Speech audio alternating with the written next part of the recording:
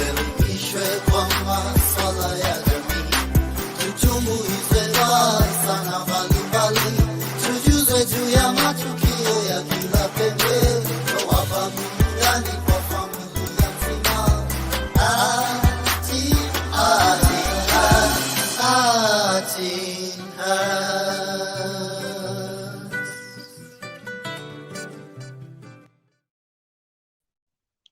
Hey everybody, hi everyone, and welcome to Girlstalk. Again, it's another Wednesday, and you know every single Wednesday we got you. It's Girlstalk starting at 9:30 here on Facebook at Heart in Heart, and then on YouTube you still find us there at the Heart in Heart official. So karibuni sana, feel welcome. Tonight we are having an amazing discussion because we are talking about our mothers. And when I say about our mothers, we're talking about our African mothers.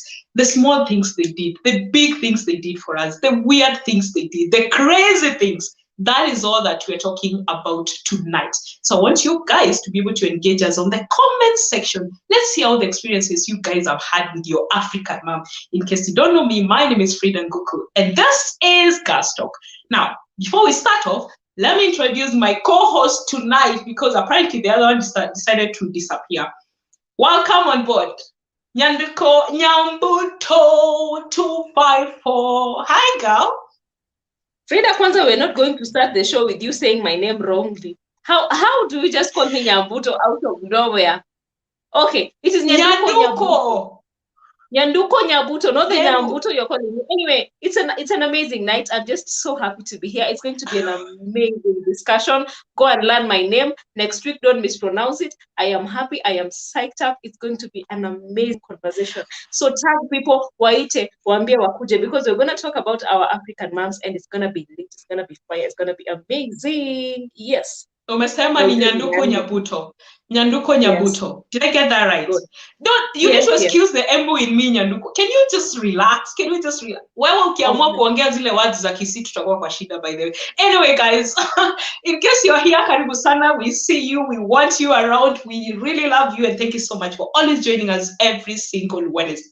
Now, tonight, we are talking about our African moms, and we collected a few of you guys, some of the experiences you people have had with your moms out there, both good, both weird, both interesting, both crazy, some hilarious. And this is what Nyanduko Nyabuto, Mama Mora. Acha niseme tu Mama Mora. Let's take a look. In the building, representing. Na msiniulize nani hata mimi sijui. Mama Mora. Here we go. Bra, hebu fanya uniform yako ya class 6 tuende. Lakini mom, leo ni weekend. Najua ni weekend Mora, lakini ukifanya uniform yako ya class 6 ama uko na pesa ya kulipa gari? Uko na pesa ya kulipa gari? Fanya hiyo uniform tuende. Fanya, najua uko form 4, lakini fanya hiyo uniform ya class 6 kwa sababu Mungu akikupea mwili ndogo unadhani yako anachua.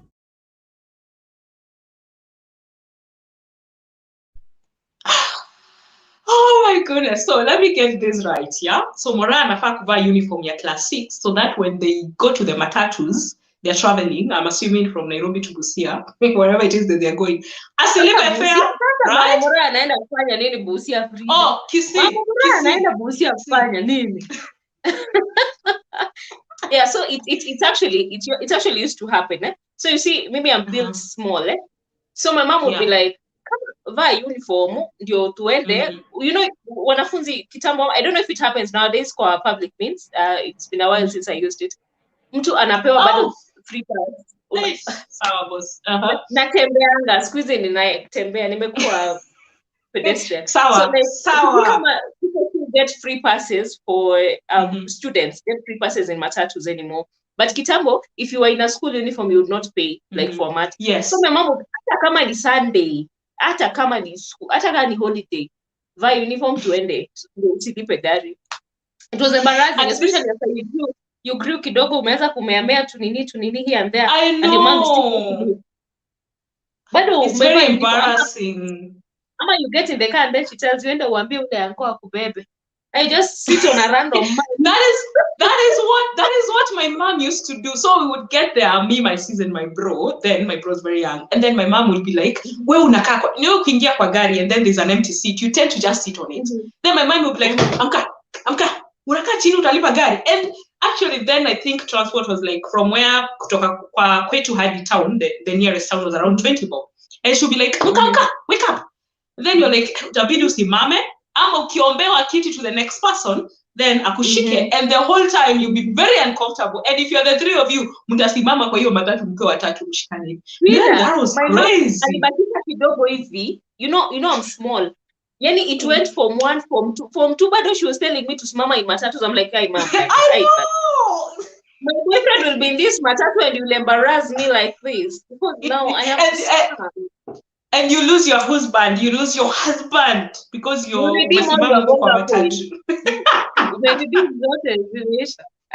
was embarrassing. I don't know who has joined us tonight, would like to see. Please give us your contact. Talk to us down on the comment below. Remember, hashtag is Girlstalk, hashtag Heart in Heart. Makomere Gilbert, welcome to the building. This is from Men's Den. Remember, you have Men's Den every single Tuesday. Tune in to hear about Mama Nyanduko Nyabuto, Norina Bata, Frida Nguku. Walifanya kazi nzuri kweli. Norina is not in tonight. Unavailable circumstances, ajaingia. Sijui ni stima imefanya nini huko kwao, tuko hapa. That we are representing Norina Ambata, wherever you are. Anyway, that is Gilbert Makomere. Princess Wakesa, hashtag #AtinHeart, hashtag Girlstalk. We are watching. Welcome to the building. It's good to have you here. Makomere Gilbert again says, just combine the name Nyambuto. Frida. Frid. That's what I did. I combined the name. The M iko ni M ya wewe. Can you stop? Juma Evans. Hi Juma. Thank you so much for joining Girlstalk. Claire, Mama Mora, my favorite. Yes. Already. Hakuna favorite already, by the way. No, Mama Mora is an existing character, Frida. She exists on YouTube. Wewe ndio haumjui. Mama Mora exists. Oh my goodness. No wonder I'm so lost.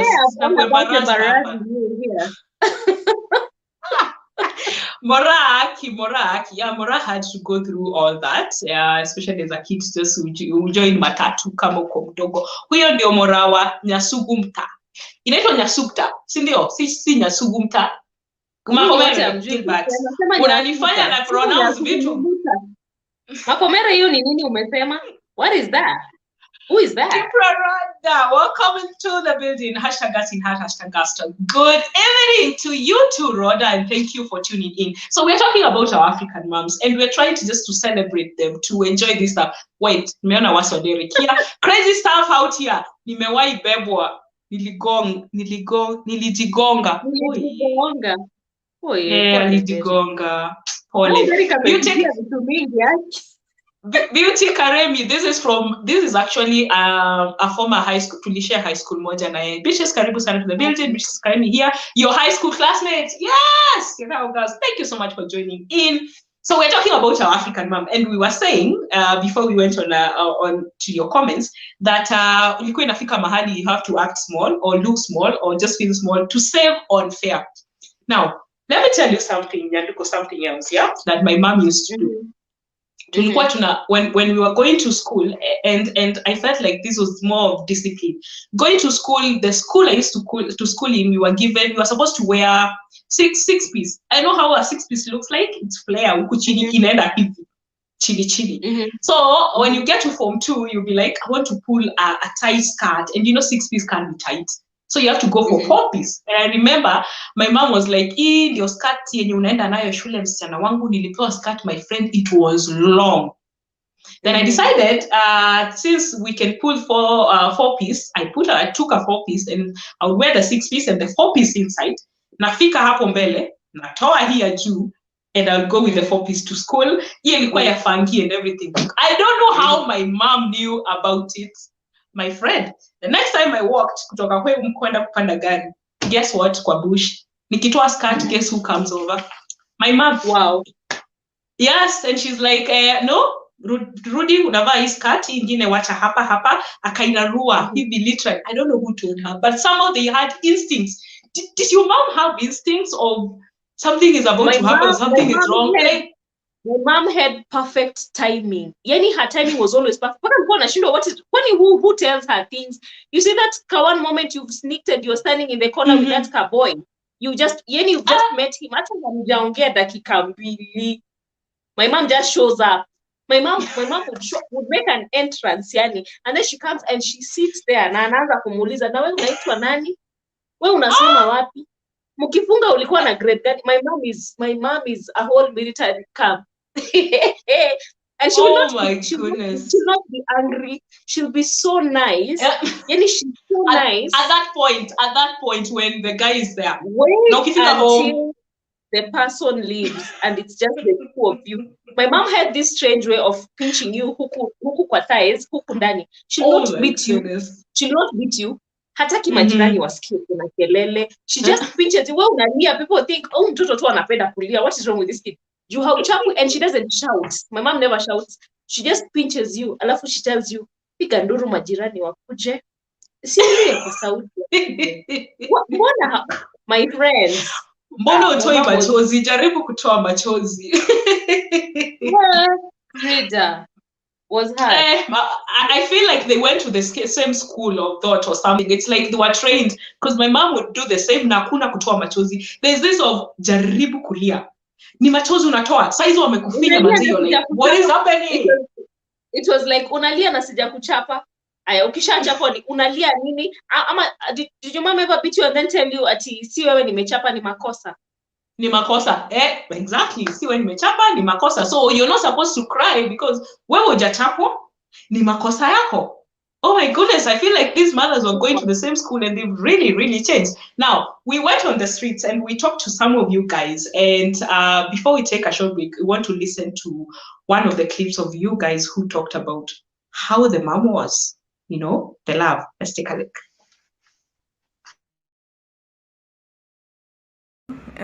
You could do something wrong, then unaweza enda huko nje uchapa au ufanye makosa, like ikuwe something big, but she defends you if it's something big. If it's something small, like you umechapa mtoto mwingine wa jirani or something, anaweza kukupunish hapo and ishi hapo. But if it's something big, she'll defend you.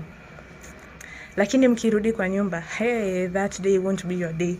You'll see hell. And just that's inaonyesha love. That's how they showed love.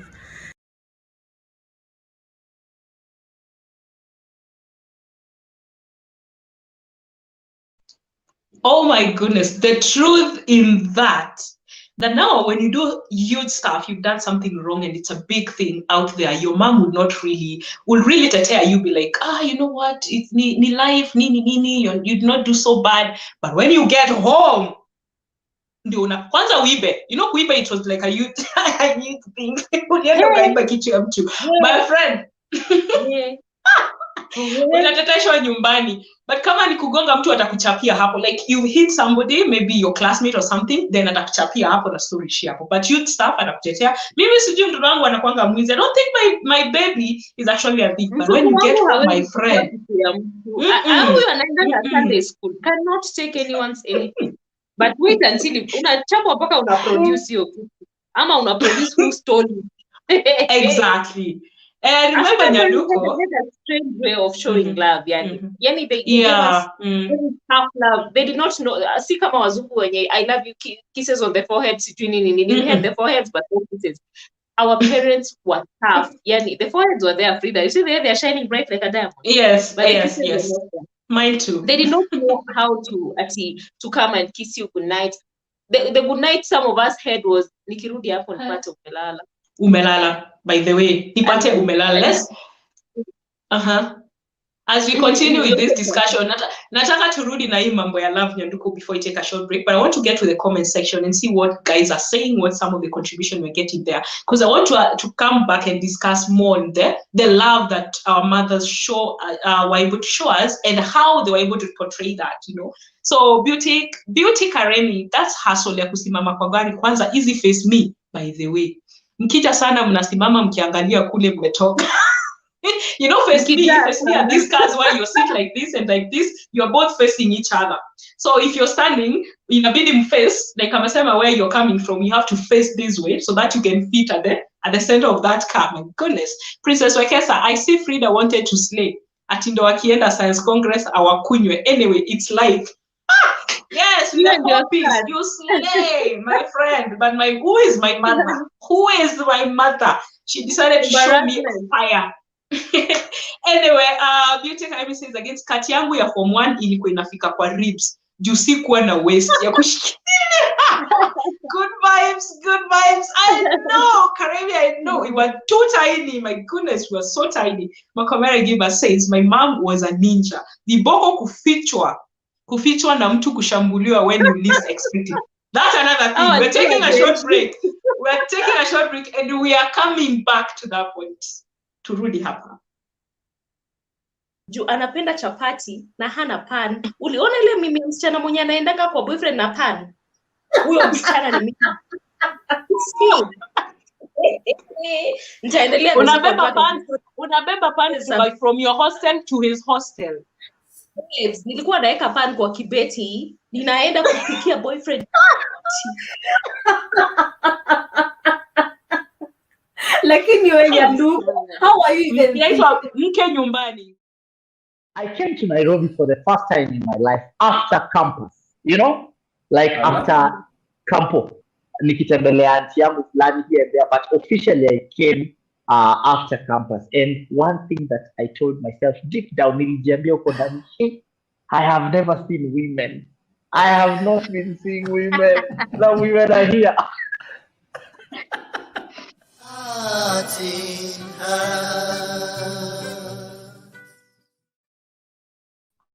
Oh my goodness, that was a shishi saying. He has never seen, he came to Nairobi and he was like, wait a minute. There are such beautiful women in Nairobi. Remember, you can catch all our episodes every time we have, you know, the moment a show is gone, you can always go back and watch on Facebook, it's Heart in Heart.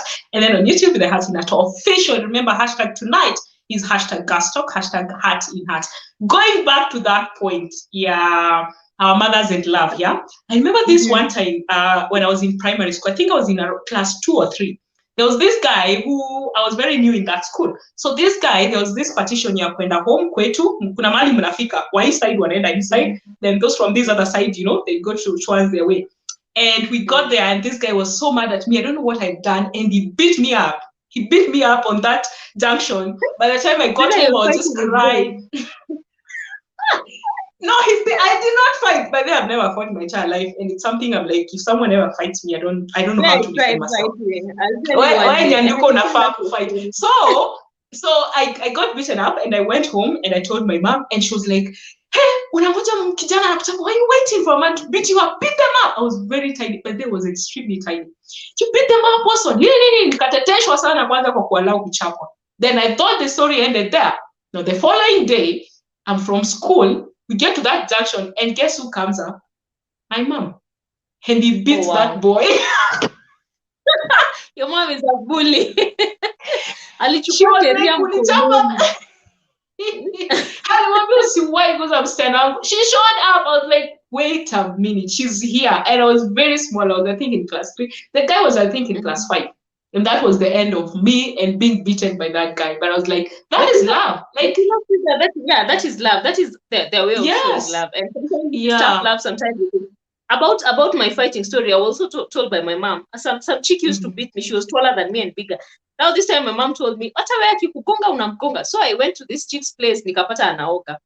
And I was fighting someone who had soap on their body. My friend, I was beaten because she was slippery. You try to catch me up and slide. But anyway, about tough love. Your mom ever did this thing to you where you've dressed up, you're ready for church, alafu anakupanguza? Anakutoa hizi. Is that much?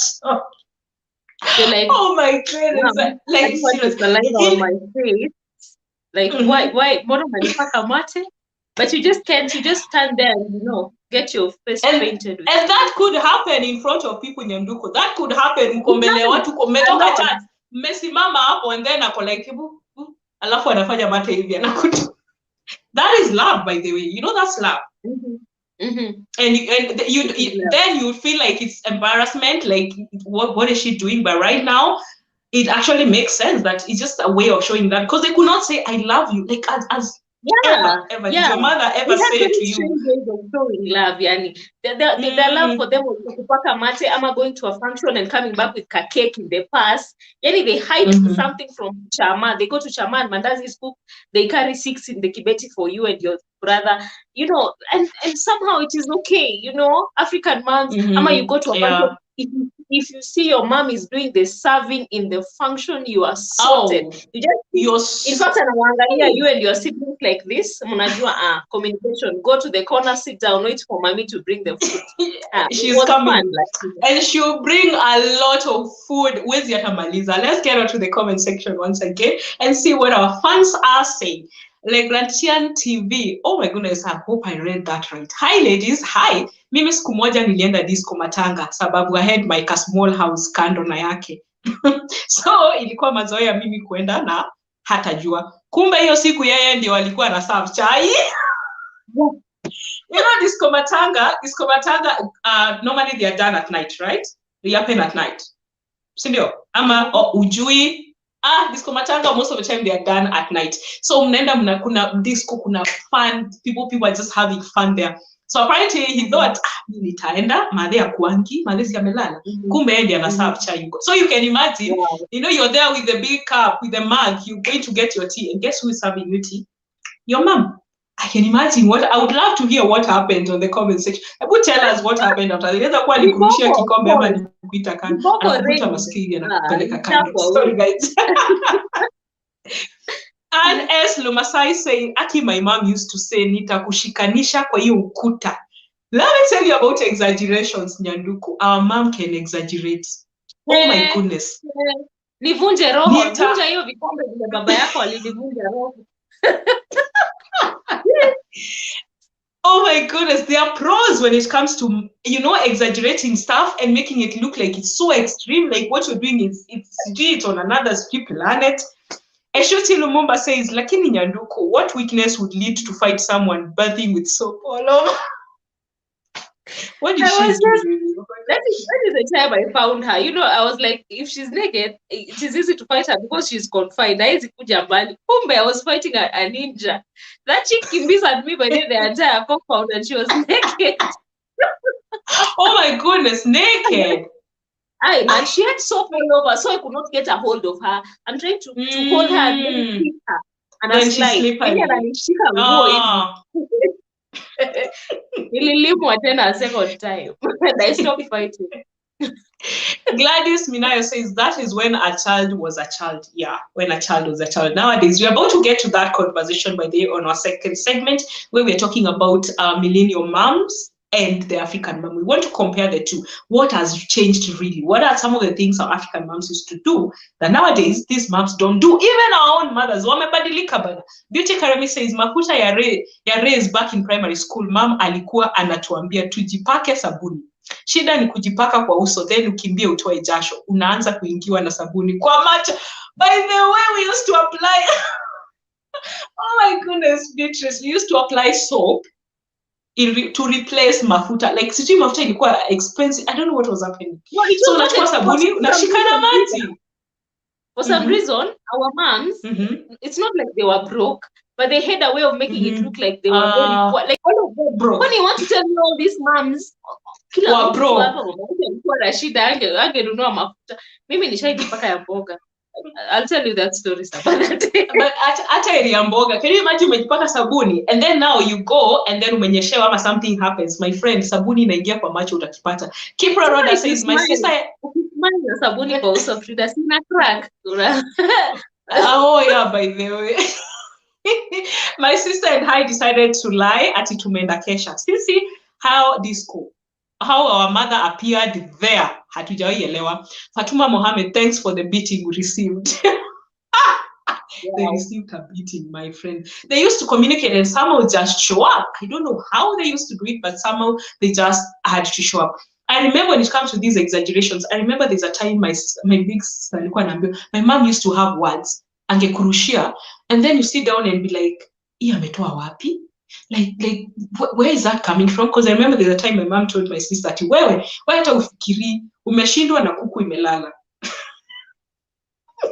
You can imagine chicken has like 0 memory. He doesn't remember. Now imagine a sleeping chicken.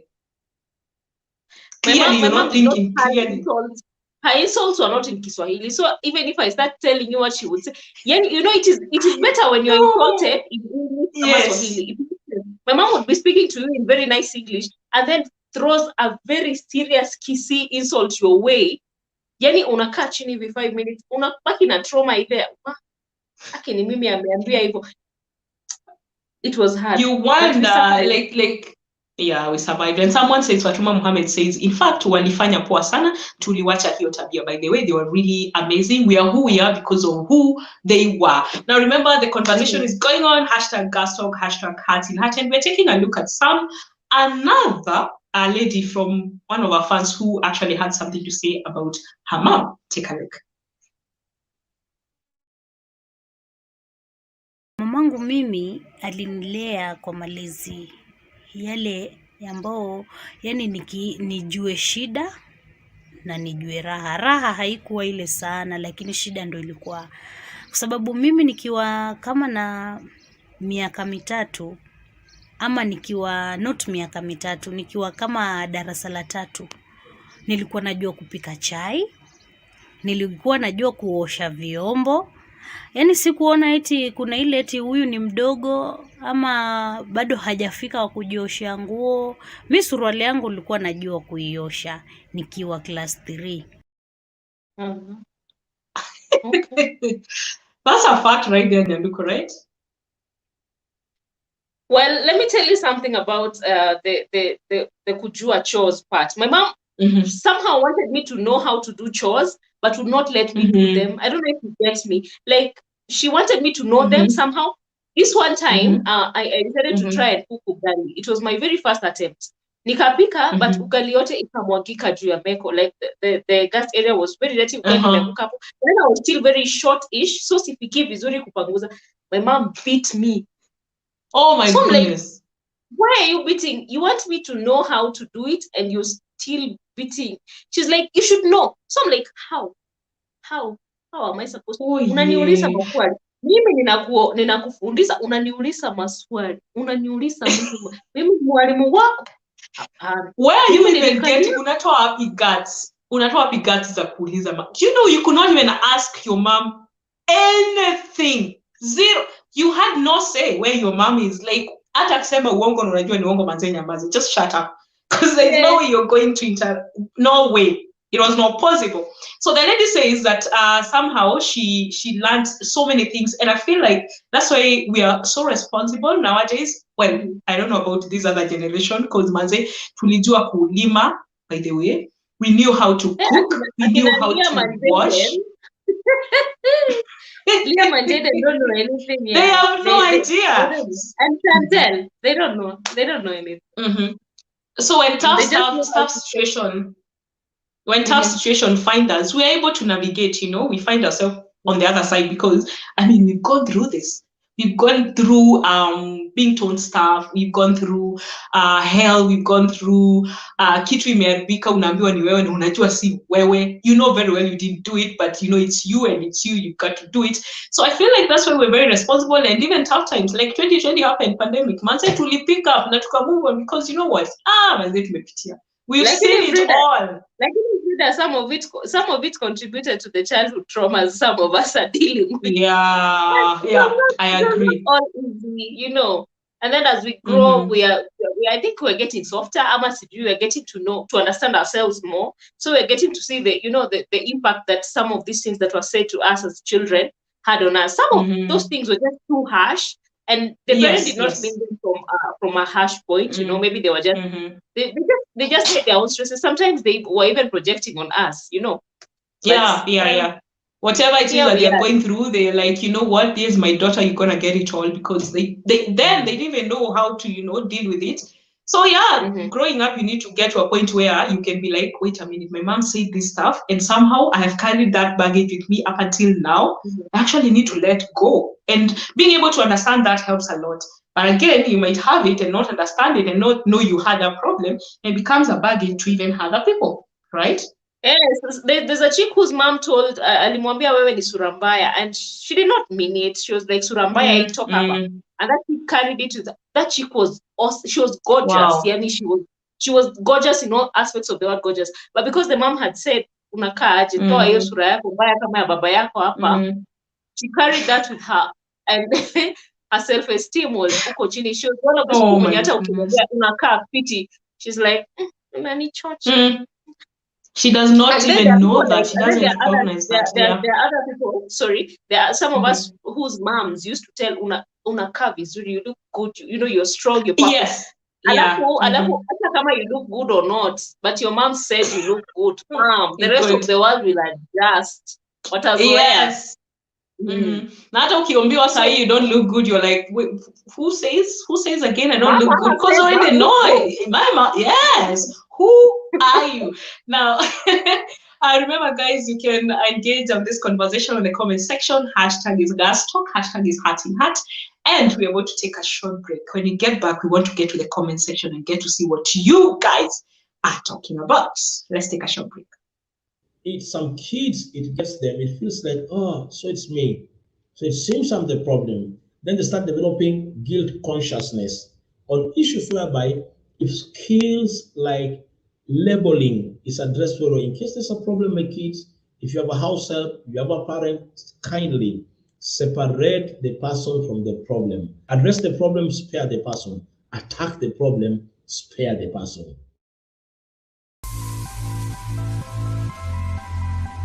Everyone tells you to watch out for the following signs and symptoms which might indicate that you are a mental health patient. Everyone gives you a clinical approach on how to tackle your mental health problems. But me, I'm no expert. I'm just an artistic soul with a simple life and a simple approach on how to stay sane in a world designed to drive you insane. Simple, the EP. Enjoy.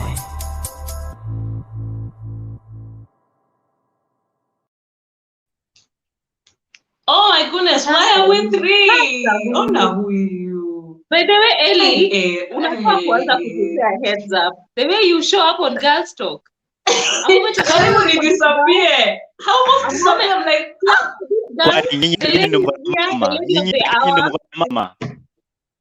the lady of the hour is here. Welcome. Yes, welcome, please. madam. How are you, miss? Matam. I'm still a man. I'm just here because I equally grew up with a mother. I want to find out how your mother did. If they did better than mine. Ellie, before you tell us about your mom, yeah, there's that family edition. I remember that clip that was played. We have family edition every single Saturday. By the way, join in. And he said that when you're fighting, when you have an issue, deal with the issue and separate it from the child. And this is in a case where something has happened, and then your mom is like, huyu amevunja, huyu vunjanga vitu, huyu amefanya, huyu hasifanya anything right. And then you grow with that. You grow knowing, I never do anything right. Nothing really I do that comes out okay. So he says you need to separate dealing with the kid, versus now the solution. Deal with the problem. Like something has been broken, that is the issue, not you as a person. And I feel like that is very, very powerful, and especially how we were brought up by our African moms. Ellie. Yeah, that's entirely true, and thank you guys for having me on the Girlstalk. I know, as you say, the Girlstalk is not tender stories and you. So the thing is here. What interests me, and that's Colin Bolo, who comes on the family edition every Saturday. Yeah. And he talks about separating the issue from the person. Problem is in the kind of upbringing most of us had. You had Nyanduko earlier on mentioning that when you break the cups, they tell you, baba yenyu alivunja roho na nyinyi mnivunjie nini? Vikombe. You see, the thing is, at the end of the day, where we come as a child, there are those things that are being planted into you. And eventually you conform to that which you've been pronounced for over the years. So at the end of the day, all this, when you put it as a cumulative figure, you end up with somebody that do not have that which Nani mentioned earlier, Nyanduko, which is self-esteem. Unapata, it's much affected. So I don't know, because my experience around here in Europe, I see, and this is something I struggled with, because my daughter will come hugging me after school, and I'm like, nini wewe? When they came, Papa wait. bado ni Mluya. Hata Exactly, because that's how. You can I take mean, a Luya to Europe, but you cannot take the Luya out of him. exactly. Yes. Exactly. And the problem is, this child, that's what they see when they leave school. Yes. Other children going hugging their mothers and their fathers for that matter. And I'm here. This is a strange sort of feeling that they're trying to express. I mean, you know that I love you. I do not need. Yes. I don't need to show the world. Why are we showing? Why? What is so important? It's I left. So uncomfortable. And the worst part of it is when they were coming. It was a Wednesday. So Wednesday the schools end at about midday. So if you left the house at 8, it's only 4 hours. Ni nini ya maana umekosa? So you see. And for me, it was a bit uncomfortable, but coming to understand, I know. And that is mostly in the Western nations. I see that a lot here. I don't know how many Kina Mama Jaden, of course, over the years, they try to do that, but the way they show the love and compassion, it's quite different from how our mother showed it. They will spoil us with sausages. Then you have this baby who is overweight, and as they walk, because Mama Jaden has been investing in the wrong things to express love. Love. Body shape, You know, body shaming Jaden. We are addressing Mama Jaden and the way Mama Jaden chooses to express love. It's showing love. Yeah.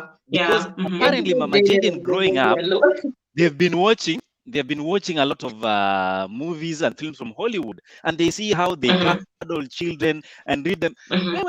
Which kind of papa or mama will read your story book uende ulale? Kiboko ndio ilikuwa inakulatisha. Kiboko kama unaambiwa tu ni lala. Yes. Nipate my friend utalala. You will sleep. Tulikuwa tunasema good night. Si tulikuwa tunasema good night, but ni ile good night ukiwa huko. Unaulizwa bado unafanya nini macho? Bado unasema imewaka hapo ya nini? You ni stima.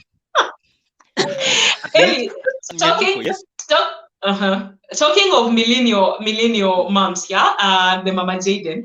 Let me take you back to our moms now.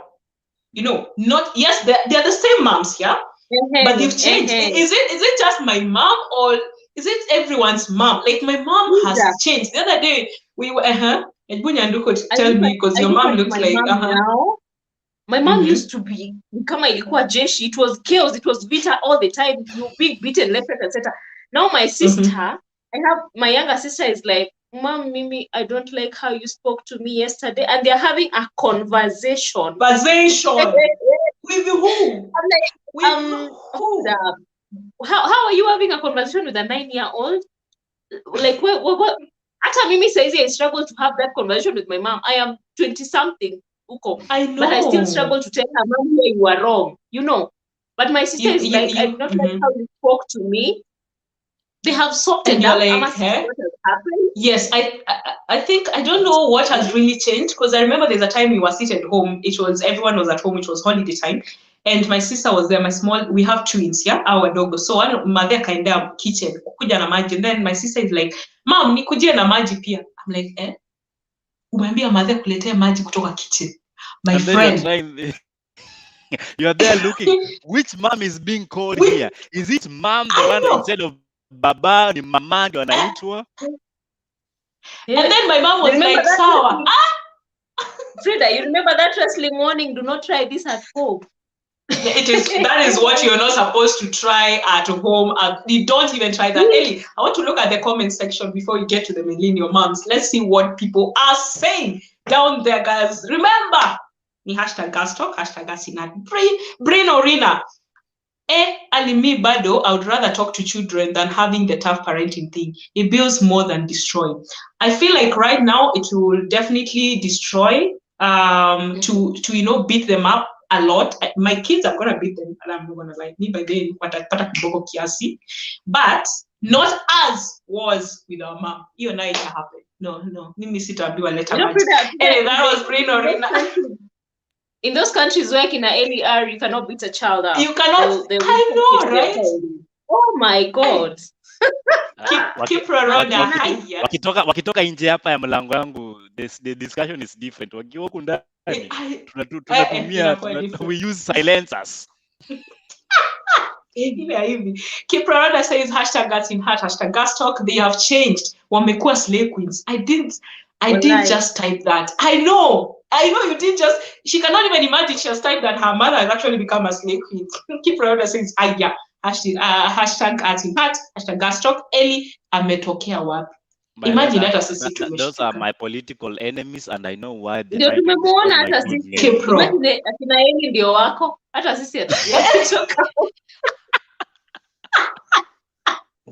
Kina Eli ndio wako. No, ladies, allow me to say something about these millennials and the kind of moms we had yesterday, the mothers. My feeling is, if you want to see how much your mother has transformed, don't look at her as mom. Look at her as grandmom. Oh my goodness. That is even God. Hi. All of a sudden, they know how to cuddle. Oh, mtoto ya shosho. Nini baba utakula? They know how to kiss. I didn't know African moms know how to kiss. Anuko, you've been to western region of the country and you know how they call their two grannies. Hey papa kuja. Mtoto ya bwana yangu. Nani amekonga mtoto? Kuja papa. Kuja lala hapa kwa nini mabega yangu. Suddenly they know how to kiss. Hii masiwa ilikuwa papa yako, hata inaweza kuwa yako. Tuache papa ni kununulie paka Kisumu. Suddenly they are nice, they are warm. It is very weird seeing our moms as grandmothers now. It is but let me ask. They don't know how to beat people anymore. What changed? Let me ask you guys. No, let me ask you guys. Yeah, how close were you with your grandmother? You guys were very close with your grandmother, right? Oh, are we just complaining about the things we enjoyed? You just got me there. It was really amazing being around your grandma. Anakwambia story. Kwanza grandmother used to tell us stories, my friend. Nakaa chini hapo after mmepika mmekula, mnapewa story. Nini mama akisema kitu naambiwa hapana, achana na mtoto wewe. Atakuwa sawa unaitwa. That's exactly what your mom is doing right. That's what our moms are doing right now. Grandmothers were evil in their heydays. They were. Ask our mothers, they'll be like, where Mate alikuwa mbaya, like. But they imagine, I think when it comes to the grandmother bit, somehow they ease up. But now the issue is, leave alone being a grandmother, they've easen up to our younger sisters, which I don't think it's anything I've seen. I remember the other day we were taking our last born to school. Tunafika kumadhi anasema, hey, mtoto sijui tumbaie chips wapi. I'm like, tumbaie mtoto chips. Chips ulikuwa unaziona Christmas, ulikuwa unaziona sivili. Ni mtoto mama tu mkubwa, akona boyfriend anaandika barua anaitwa mtoto. And you are looking like, mom, huyu ndio unaita mtoto. Sawa, mtoto wako enda naye. You know, Eli, speaking of baruas, you know, I was once punished by my mom because a guy wrote me a barua. I did not write it to myself. Mtu aliniandikia barua. Sijajiandikia. What was mtu my mistake? mkono yake, akachukua kalamu yake, na akakuandikia barua yake. And then you have to take Mama yangu akanichapa mimi. Why? Because it's the boyfriend. You are the problem. Apparently, according to them, you are the problem for whatever reason. He was just a guy who liked me and he wrote me a letter and my mom was like, hivi ndio utaanza kuanguka mtihani, hii ndio uchinga itafanya ukuwe mchinga, and that is how I was beaten. I didn't do anything. Frida comment. By the way, wacha tuone watu wanasema nini kwa comment. But also I remember a time, did you guys used to receive photos from your boyfriends? Well, from your girlfriend also in. So photos. That almost photos zinakujaga na picha. Unakaa tu umekaa hivi unaweza bay, this is how we are looking at you now, and you're like wanatumanga zile zingine acha na hizo za So I used to get photos. And I remember I used to get that photo and then unaweka chini ya kitanda. So in the evening you get it out, you look at it, unarudisha tena. Mimi I don't know how my mom found the photo. Sema kuanalyze the guy. So huyu ndio mtu umeona anakusaidia kwa hii maisha. Huyu mwenye anakaa hivi. Umeona nywele yake? unaona kama kuna akili kweli. Like my mom would analyze that guy mpaka hata wewe mwenyewe you are like, I think I actually made a wrong choice.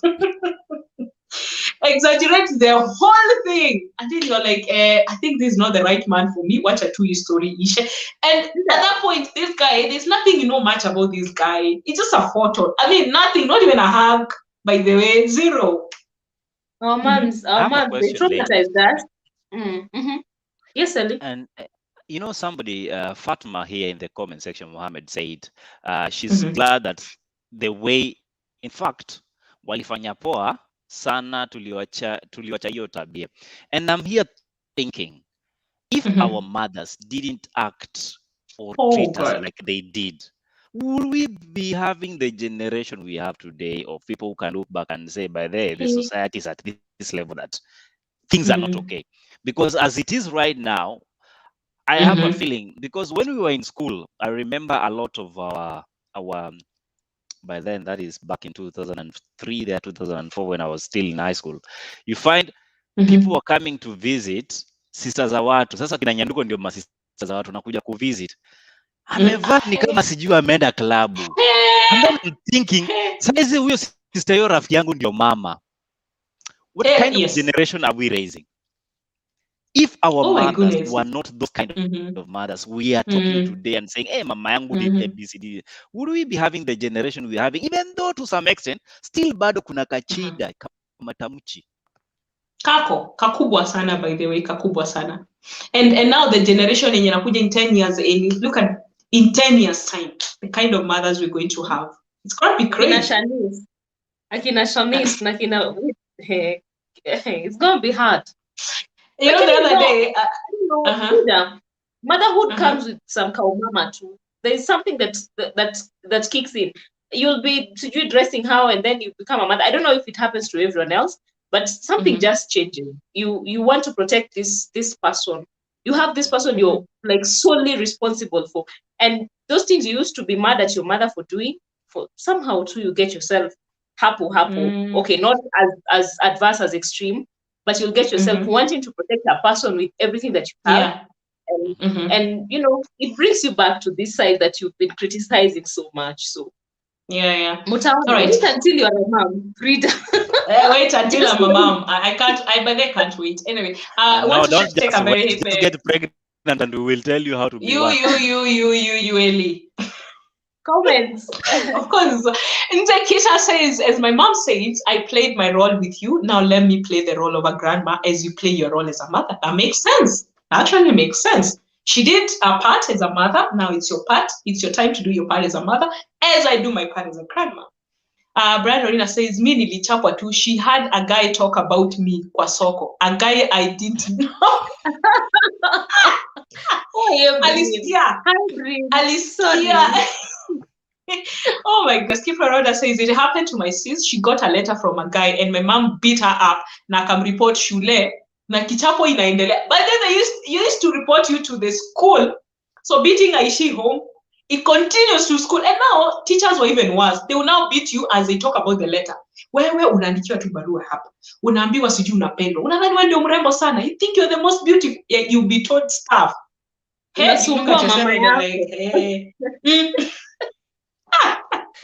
hey, let's take a short break. And when we come back, I want us to talk about raising our kids in urban and raising the kids in the rural area. Are there differences? What are some of the changes that we're experiencing? So let's take a short break. We'll be right back.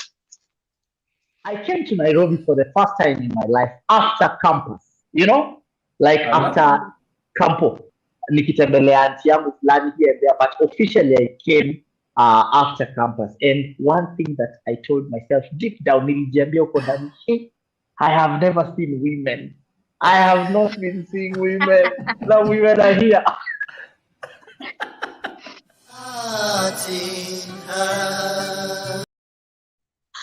I don't know why that gets me every time there is a Shuchi Lumumba. Remember, guys, we have episodes after episodes every week. We have Family Edition on Saturday. We have Men's Den on Tuesday. We have Against All Odds on Saturday. We have Creative Space on Friday. Man, there's a lot going on. If you're not tuning in, I don't even know where you are. You need to be watching us. Remember, we are live on Facebook at Heart in Heart and then YouTube at Heart in Heart Official. Ellie and Nyanduko, we're talking about raising kids in urban and in the rural area. And I want to ask you guys, yeah, how was your life like after school? Umetoka shule, umefika home.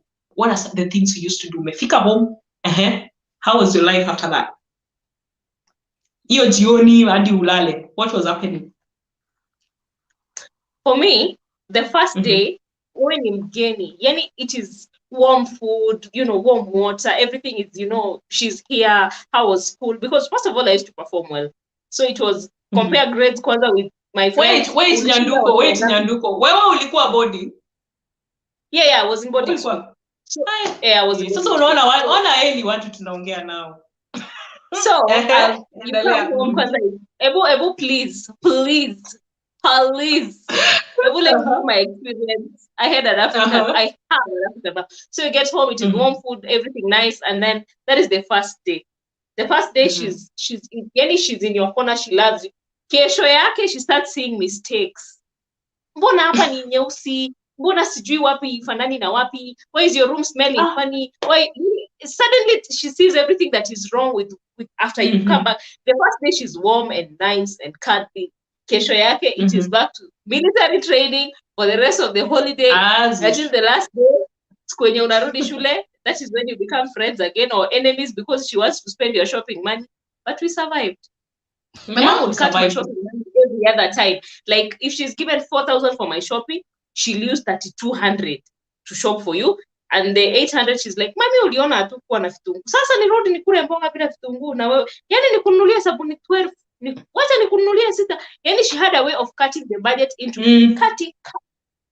Ama she going back.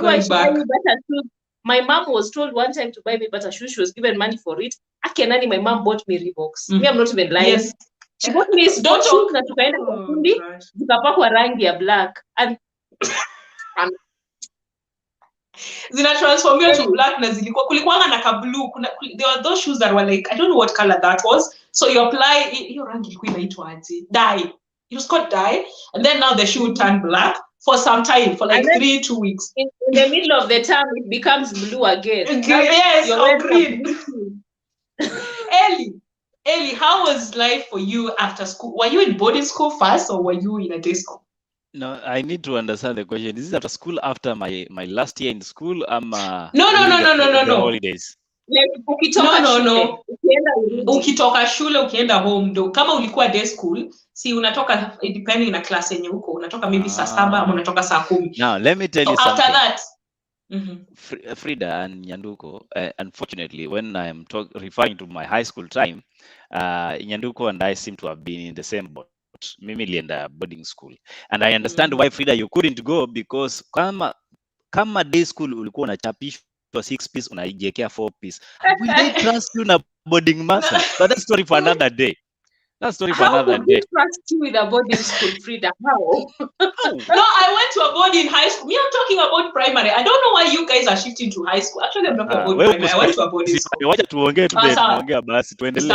Now, my mom, on the other hand, she was the kind of mother that kama Wanyanduko alikuwa anatufanyia biashara na pesa zetu. That's true. And then she tells you nitakurudishia. She always had brilliant business ideas. Brilliant.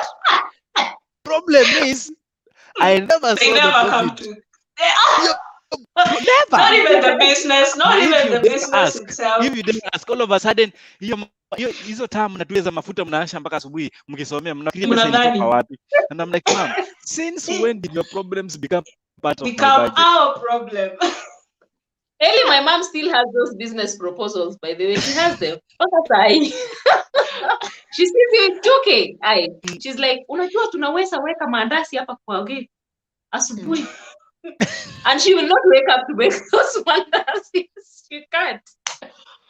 Oh my goodness. Your part, Ellie, the part where you're saying, of hiyo mafuta yenye mko nayo yenye mnatumia kwa tamu, nadhani nilitoa pesa. It felt like you're also part of raising money for you guys to be able to consume in the family. She was committing for almost 4 offenses. One, fraud. Because amechukua pesa yako pocket money ama mama convert. Hiyo ni ku-obtain kitu ya kwanza, tuende kwa polisi.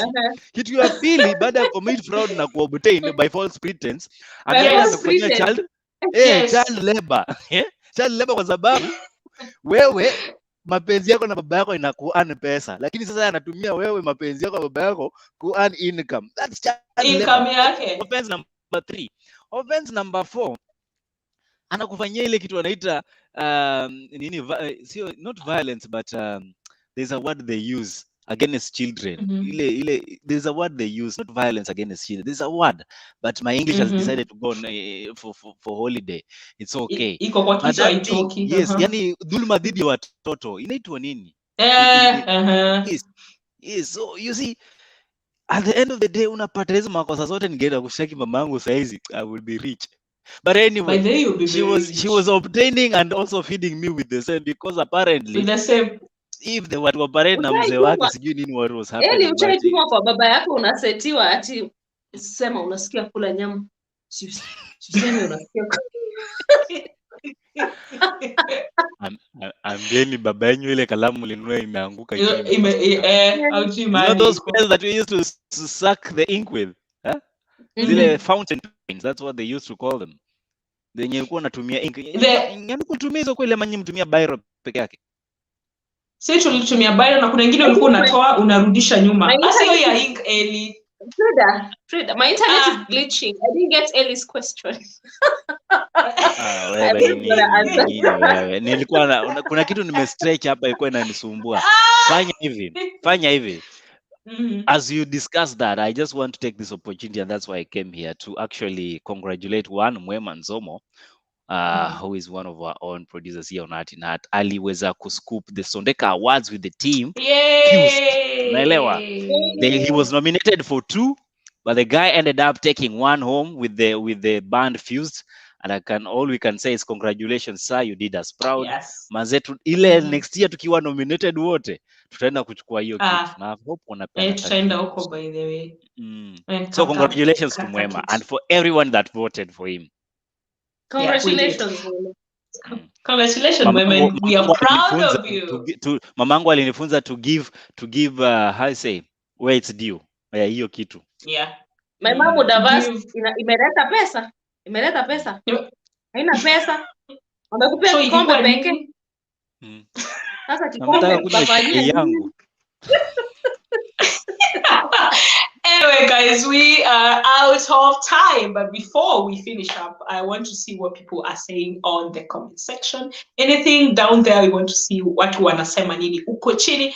Remember, we are live on Facebook. It's Heart in Heart. Usiwai kosa kurudi rewatch by the all these shows are going live on YouTube. Go and watch on Facebook. You can always rewatch and leave comments there. You know, Makomera Giba says it was called what? It's still a die till today. Frida, I did not think that was called a die. The name did not change. Hey, Gilbert, you got me. Kipronoda says, I preferred running to my grandmother when on holidays. Tulikuanga na freedom kuliko home. By the way, that was, I think every grandmother's home was just amazing during holidays. Yeah, exactly. And Brina Orina has come in for me. Ameniambia kitu ni child abuse. Mamangu akona mashtaka 4 ya kujibu. Hey, mama, be prepared. I'm coming. I just have to give evidence. It's Brina. Okay. Thank you so much. And endelea. Kuko mwingine Kipronoda watoto wa group of schools kina Nyanduko group of schools. Man, hawajui shida my friend. If I tell you what I used to do after shule mtakuwa kwa shida nyingi sana. Sarah Jojo says congratulations Mr. Mwema. Yes, congratulations. It is not group of schools if you are taken to boarding school in class 4. It is not it is not even fun. Don't even move on. Anyway, guys, thank you so much for being here. Thank you, Eli, for joining us. Tafadhali tuandikiange memo. We need to sign and say Eli is coming. You don't show, but thank you for showing up. I just want to talk about my mom. You know, I was expressing my mom's issues, and this was the right space to come in for. Next time tuambie tukwambie uvae kitenge. Next time tuambie tukwambie.